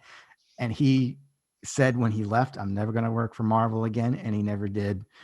Although I really miss that. I'd love to see him do Spider-Man again. You know, that's what sucked is like when you find an artist and he does something really good and then all of a sudden he's off that comic list or, you know, or he goes somewhere else. So he did Spawn, and I think he did Spawn for maybe 25 issues or something like that. And Spawn was another ripoff. Spawn was basically Batman and Spider-Man had a baby, you know? But I didn't care. It was the artwork. More like Doctor Strange and Batman had a baby. I don't know, but just like the way the eyes were done and everything. But I just loved it. I just loved his artwork. I picked up everything that he drew, and I did like Spawn, but Spawn was dark. Good God, I think it was like the fourth issue was about like this pedophile ice cream. Ice Cream Man. Yeah. And at that point, I was like, maybe I should stop collecting these things because he was a Maybe I've had enough of this kind of comic books. because he was a serial killer too. And then I remember the last panel, Spawn ended up killing him, and there was just blood all over the ice cream truck. And I think it said, "Ice cream, you scream, we all scream." It's like, or he screamed, and it's like, oh man. But yeah, no, I loved him and all the stuff that he did. Just a huge fan, and I liked Year Two when they did Batman Year Two. Did you ever pick that up? That was the one with yes, the Reaper. The Year Two, and I mean, his early artwork I did not care for too much. Well, of course, because the first issue or two was drawn by Alan Davis, who's actually, on my list here. Not mine. Well, Alan Davis did, I think, the first two issues, and then he did the covers, though. I think. No, he did the interiors as well. No. I think McFarlane did the covers for Year Two for the first two issues. No. It was well, we'll see. I'll put a picture here. I'm telling you, you'll see it. The picture of Batman holding a gun, that's Alan Davis all the way. And he draws. Alan Davis is, like I said, one of my favorites. And the same thing, it's his style. You look at his stuff, you know who it is. But what I couldn't get past with Todd McFarlane was the cape. The cape was pretty long. The freaking cape. Batman's cape would be about 50 feet long, flying everywhere.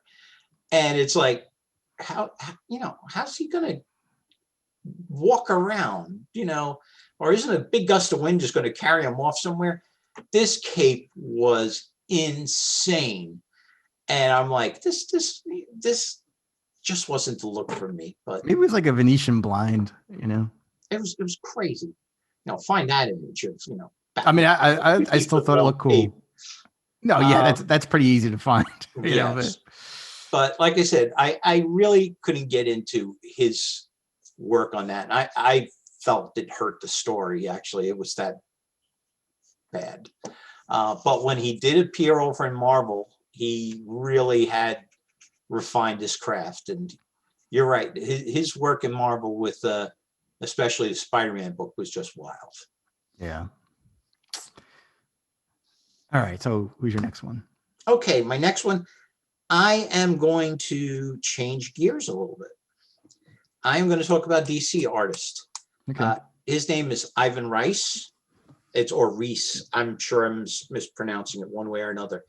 But he worked on Green Lantern with Jeff Johns for a long time. And he also worked with Bendis on the Superman series, not Action Comics, Superman. He reminds me of Bagley, where his artwork is very clean, very precise, and it just looks terrific. Like Jim Lee sometimes puts a lot of those shadow lines in. You don't see that with Ivan Reis. You see, the characters very front forward. And like I said, his work on Green Lantern was terrific. His work on Superman was great, especially when he draws aliens and alien environments. They're very cool. So he's, like I said, he's mostly a DC artist, but he is up there as one of those guys. I really, really enjoy his work. I never heard of him. I know you didn't. Yeah, Look at the pictures. Look at the pictures. If you look at his Superman work, you're going to be like, wow, this guy is good. I'm telling you. And he draws the Superman family together in the Bendis run. There's a lot of, there's Superman, Supergirl, Superboy, they're on there with Zod, You know, so he draws a lot of the Kryptonians, and they look really good, and his fight scenes are phenomenal. Like I said, Joe, if you look at his Superman, you can look at his Green Lantern stuff too. If you're a Green Lantern fan, same thing. It's terrific. But his Superman work recently has been phenomenal. Oh, cool. I'll check it out. And I think he's going on Justice League too. Yeah. I think Bendis is switching. He's left Superman. He's going on to Justice League, and I think Ivan Reis is going with him. All right. Well, you'll definitely see them here, and I'll see them myself when I. There look you for go. them. So my next one, and I've mentioned him a few times, Michael Turner. I've liked him, and it's a sad story. I mean, he died when he was 39. Mark Silvestri, you know him, right? Mm-hmm. He found him, or he discovered him at a Comic-Con, and he showed him his work. So he basically kind of kept him or took him under his wing and stuff like that. Oh, I did not realize that. Yeah, that's kind of cool. And he had worked on Witchblade, I guess, at Image, for Michael Silvestri, Mark Silvestri. That was his character, Witchblade. But he does. I love his work that he did for Superman. I think he's done Batman, Flash, Supergirl. Well, Supergirl eyes are kind of pretty good, pretty big. But I think my favorite thing by him is Civil War that he did for Marvel. I thought he did the artwork was fantastic. You give me a I think he did. He didn't do the main series. I think he did a couple of the spin-offs. Because it was Steve McNiven, I think, who. I don't know. I think it was Michael Turner did the issues. I could be wrong, but I'll double check. Same thing. The Marvel events. There's always the Marvel event and then side series that run. Oh, it was Mark Miller. Was he the writer for Civil War? Mark Miller was the writer. I could have sworn it was Michael Turner with him. Could be wrong. Because there was, I know Jim Chung, Ching, Ching. I forget, and it's terrible since I met him as well. He also did one of those side Civil War issues. Do you ever remember him doing Fantastic Four? He did some covers. I wasn't really that big a fan of his artwork. His style of, the guys he did pretty good, but the girls were always like a little too skinny and waifish. Is that the word I'm looking for? Like they all look like very young, underfed girls. And I just didn't like that kind of style. That's not I was just a comic look I'm into. I was a huge fan of what he did with Superman. Like I liked Godfall, like the designs that he did for his costume. The series wasn't that great, but I just really liked Godfall. The costume, the gray with the red cape. It was pretty cool. And he also did Black Panther. He did Identity Crisis, which I don't think I might have picked up the trade paperback for that one. That was kind of a weird, disturbing story. That was what Elongated Man's wife. Mm-hmm. Yeah, that was weird. Not a fan of Elongated Man. If he's a central character. No, he's a side character that you bring in every so often, and yeah, but he was a central. He's not a A-lister kind of guy. But wasn't it his wife that was killed? I mean, that was the whole thing behind that. So he was a somewhat central character in that. Yeah. All right, so you go. Who's your next one? I thought that was our 5. No, you got one more. I have one more. Okay. I'm going to go. Well, I already mentioned Alan Davis, so I'm not going to talk about him.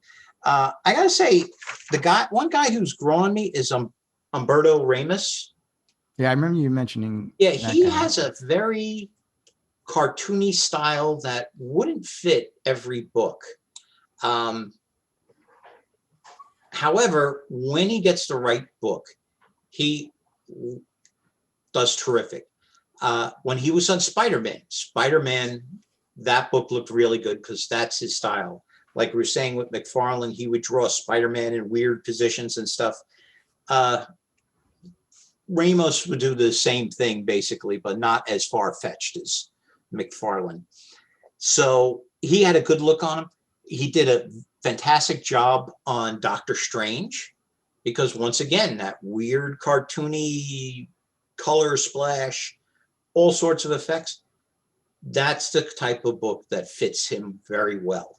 And he's currently doing Strange Academy, I believe, which I talked about as one of the picks. Yeah, what you was should good. be reading.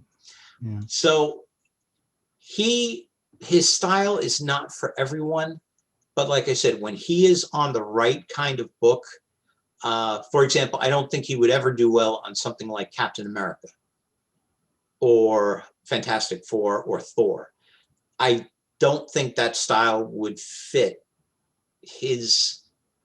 that kind of book would fit his style. But like I said, a Spider-Man, a Doctor Strange, a Guardians of the Galaxy, he'd probably be good on. But that's the kind of stuff he excels at. So, and like I said, he's another one of these guys. You look at his picture and you know who it is. It's just that unique. So that's another guy I'm going to root for. Okay.